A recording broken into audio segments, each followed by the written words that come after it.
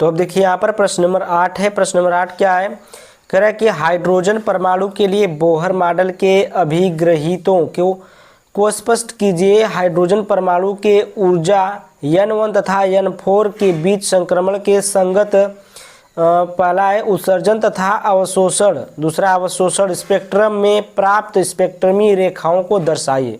रेखा भी दर्शाना अभी हम बताएंगे कैसे, ठीक है। पहले हम लोग इसको लिख लीजिए आप लोग। देखिए उत्तर है, नील बोहर ने क्वांटम सिद्धांत के आधार पर रदरफोर्ड के मॉडल की कठिनाइयों को दूर किया, ठीक है। इसके लिए उन्होंने 3 नई परिकल्पनाएं प्रस्तुत की। पहला है, इलेक्ट्रॉन नाभिक के चारों ओर उन्हीं कक्षाओं में घूम सकते हैं जिनके लिए उनका कोणीय संवेग h/2π, h अपान क्या है 2π का पूर्ण गुणज होता है, जहां h प्लांक नियतांक है, ठीक ना। जो आपका h है ये वाला, ये क्या है प्लांक नियतांक है। उसके बाद देखिए फार्मूला होता है J = NH/2π और J = होता है I ओमेगा, ठीक है। J = क्या होता है I ओमेगा और इसके बराबर होता है mr² अपान v/r, ठीक। तो r से r कैंसिल हुआ तो बचा क्या, J = m × vr, ठीक है, m × vr। तो ये फार्मूला आप लोग लगा सकते हैं यहाँ पर mvr = NH/2π, ठीक है। इसको लिख लीजिएगा। फिर उसके बाद जहाँ n एक पूर्णांक है, जहाँ n एक पूर्णांक है, n बराबर 1 2 3 4 5 6 ऐसे डैश डैश हो सकते हैं, जिसे कक्षा की क्रम संख्या कहते हैं। इस प्रकार बोहर ने माना कि इलेक्ट्रॉन नाभिक के चारों ओर कुछ निश्चित त्रिज्याओं की कक्षाओं में ही घूम सकते हैं, सभी में नहीं। इन कक्षाओं को अस्थायी कक्षाएं कहते हैं। उसके बाद देखिए सेकेंड है, अस्थायी कक्षाओं में घूमते समय इलेक्ट्रॉन ऊर्जा का उत्सर्जन नहीं करते, अतः परमाणु का अस्थायित्व बना रहता है। हाइड्रोजन के परमाणु में n क्रम संख्या वाली अस्थायी कक्षा में घूमते इलेक्ट्रॉन की ऊर्जा, देखिए इसकी ऊर्जा क्या है E = -RhC/n²। तो R क्या है, रिडबर्ग नियतांक है, R जो है रिडबर्ग नियतांक है, H जो है प्लांक नियतांक है, C जो है प्रकाश की चाल है, ठीक है। n तो जाते ही की संख्या है, कक्षाओं की संख्या n है। तो यहाँ तक ये आप लोग को लिख लेना है। हम लोग नेक्स्ट पेज पर चलते हैं। तीसरी पॉइंट है यहाँ पर, जब परमाणु को बोहर ने उपयुक्त ऊर्जा मिल जाती है, ठीक ना। जब परमाणु को, ये देखिए बोहर नहीं बाहर से, ठीक है, बाहर से उपयुक्त ऊर्जा मिल जाती है तो उसका कोई इलेक्ट्रॉन अपनी निश्चित कक्षा को छोड़कर किसी ऊंची कक्षा अर्थात उत्तेजित अवस्था में चला जाता है, परंतु यह वहां 10 के पावर -5 सेकेंड तक ठहर कर तुरंत ही अपनी निचली या नीची कक्षा में वापस लौट आता है तथा लौटते समय वैद्युत चुंबकीय तरंगों के रूप में ऊर्जा उत्सर्जित करता है। यदि इलेक्ट्रॉन की ऊंची कक्षा में ऊर्जा E2 तथा निचली कक्षा में E1 हो तो उत्सर्जित तरंगों की आवृत्ति न्यू हो जाती है, इसको न्यू बोलते हैं, न्यू हो तो h न्यू = E2 - E1, ठीक ना। h न्यू = क्या हो जाएगा, E2 - E1 हो जाएगा।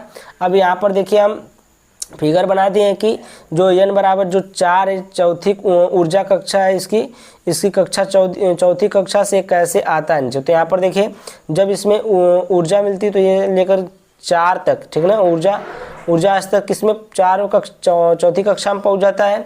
उसके बाद जब ऊर्जा कम होती है तो इसमें आ जाता है, ठीक है। इसको आप लोग को बना लेना है अवशोषण स्पेक्ट्रम है। ये क्या है, अवशोषण स्पेक्ट्रम है। और नीचे वाला जो आपका उत्सर्जित स्पेक्ट्रम है।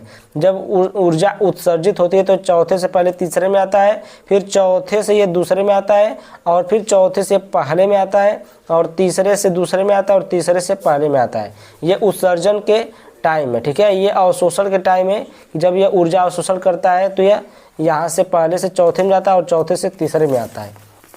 तो यहाँ तक आपको समझ में आया होगा, फिगर बना लीजिएगा। नेक्स्ट क्वेश्चन पर चलते हैं।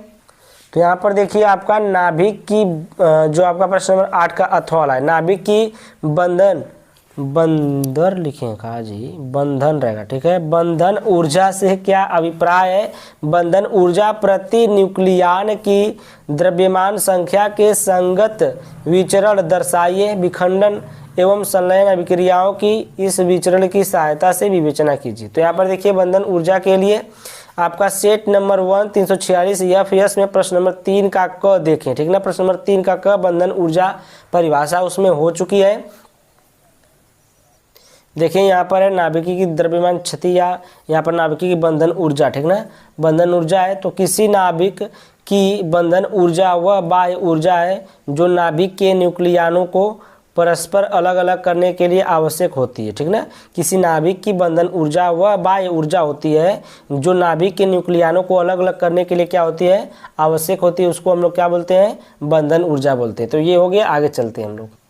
अब इसमें बोला है कि बंधन ऊर्जा प्रति न्यूक्लियन की द्रव्यमान संख्या के संगत विचरण दर्शाइए। तो यहाँ पर देखिए हम लोग एक फिगर बनाए हैं, ये NCERT बुक से लिया गया है फिगर को, ठीक है। तो यहाँ पर देखिए जो ये हाइड्रोजन है, हाइड्रोजन का जो दूसरा नाम होता है, क्या नाम होता है, ट्राइटियम, ड्यूटेरियम, ठीक ना।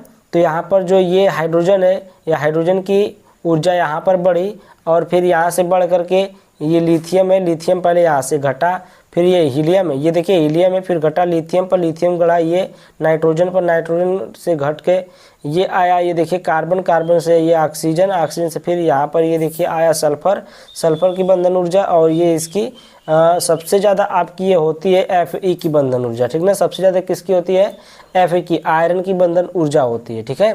फिर ये कांस्टेंट हो गया, ठीक है, कांस्टेंट होता गया। अब देखिए यहाँ पर हम लोग देखते हैं, इस फिगर को आप लोग बना लीजिएगा बढ़िया से, ठीक है। फिगर को बढ़िया से बना लीजिए। यहाँ पर देखिए द्रव्यमान संख्या दिया गया है, ये जो आपका द्रव्यमान संख्या दिया है 2 है, 4 है, 6 है, 8 है, 12, और यहाँ पर देखिए ये द्रव्यमान संख्या के फलन के रूप में प्रति न्यूक्लियन बंधन ऊर्जा, ठीक है, ऐसे लिख लीजिएगा। विखंडन, नाभिकीय विखंडन क्या होता है, देखिए नाभिकीय विखंडन अधिक परमाणु द्रव्यमान, क्या ये देखिए 92 यूरेनियम 238, 92 यूरेनियम 238 की बंधन ऊर्जा कम 7.6 मेगा इलेक्ट्रॉन वोल्ट प्रति न्यूक्लियन होती है, ठीक ना। अतः ये अस्थायी होती है, अतः इनमें नाभिकीय विखंडन का गुण पाया जाता है। यह क्या होती है, अस्थायी होती है और इसमें नाभिकीय विखंडन का गुण पाया जाता है। नाभिकीय संलयन देखिए, जब दो हल्के नाभिक जिनकी बंधन ऊर्जा प्रति न्यूक्लियन कम होती है तो जब ये नाभिक आकर्षण बल सीमा में पहुंचते हैं तो इनमें नाभिकीय संलयन का गुण पाया जाता है, ठीक ना। इसमें कौन सा गुण पाया जाता है, नाभिकीय संलयन का गुण पाया जाता है।